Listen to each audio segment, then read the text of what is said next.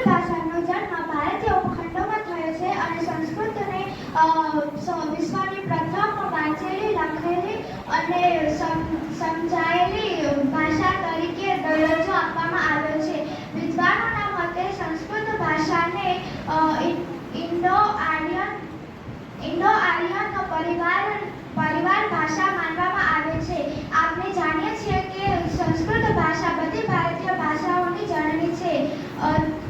તે સર્વમાં સૌથી જૂની અને પ્રાચીન ભાષા છે. આ ભાષાની અનેક પ્રકારની વિશેષતા છે.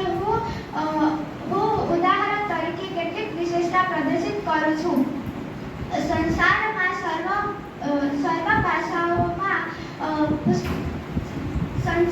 સર્વ પુસ્તકાલયોમાં ઋગ્વેદ ગ્રંથ સૌથી જૂનો ગ્રંથ છે. આ ગ્રંથ સંસ્કૃત ભાષામાં લખાયેલો છે અને તે સંસ્કૃત ભાષાનું જ મહત્વ દર્શાવે છે. એ બીજી કોઈ ભાષામાં લખાયેલો નથી. સંસ્કૃત ભાષાની જે વર્ણમાળા છે તેમાં વર્ણોનો જે ક્રમ નક્કી કરેલો છે તે વૈજ્ઞાનિક અને તર્કસંગત છે. બધા મનુષ્યોને જે ઉચ્ચારણ તંત્ર મળ્યું છે તેને અનુસરીને અહીં વર્ણમાળામાં વર્ણોનો ક્રમ નક્કી કરેલો છે.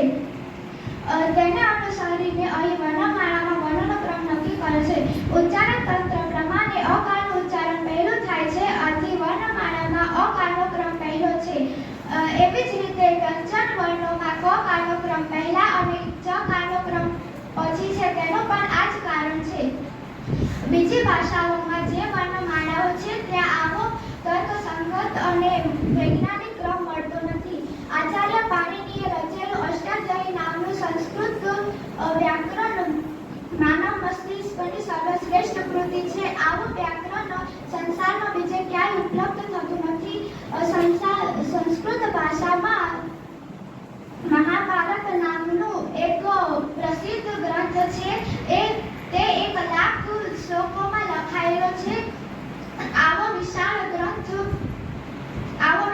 ગ્રંથ આખા સંસારમાં ક્યાંય જોવા મળતો નથી. આ પણ સંસ્કૃતની અદ્વિતીય વિશેષતા છે. રામાયણ નામનું એક અત્યંત પ્રસિદ્ધ આદિકાવ્ય છે. પ્રાચીન ભારતમાં આ ગ્રંથ અનેક લિપિઓમાં લખાયેલો છે. અત્યારે તે નેપાળી, મૈથિલી, બંગાળી, દેવનાગરી, તેલુગુ અને મલયાલમ, શારદા વગેરે ભાષામાં લખાયેલો છે. સંસ્કૃત ભાષાના આવા ઘણા ગ્રંથો છે જે પ્રાચીન કાળમાં અનેક લિપિઓમાં લખાયેલા હતા. આવી યોજના પણ સંસ્કૃતની જ વિશેષતા છે.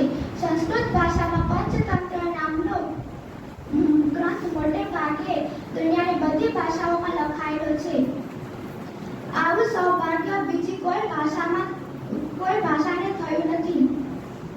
સંસ્કૃત સાહિત્યમાં 10 કુમાર ચારિત નામનું પ્રસિદ્ધ કથા પુસ્તક છે. તેના 7મા ઉચ્છ્વાસમાં એટલે કે પ્રકરણમાં એકમાત્ર ક વર્ગના પ્રયોગ વગરના વાક્ય બોલવાનું સંભવે છે. સંસ્કૃત ભાષામાં જ માત્ર વર્ણોને છોડીને વાક્યો બોલવાનું સંભવે છે. બીજી કોઈ ભાષામાં નહીં. એક વર્ણના પ્રયોગ વગર કાવ્ય રચવાનું સંસ્કૃત ભાષામાં જ સંભવે છે. મહાકવિ માગે રચેલા શિશુપાલ વધ નામના મહાકાવ્યમાં એકમાત્ર દકાર અને નકારના વર્ણના પ્રયોગ વડે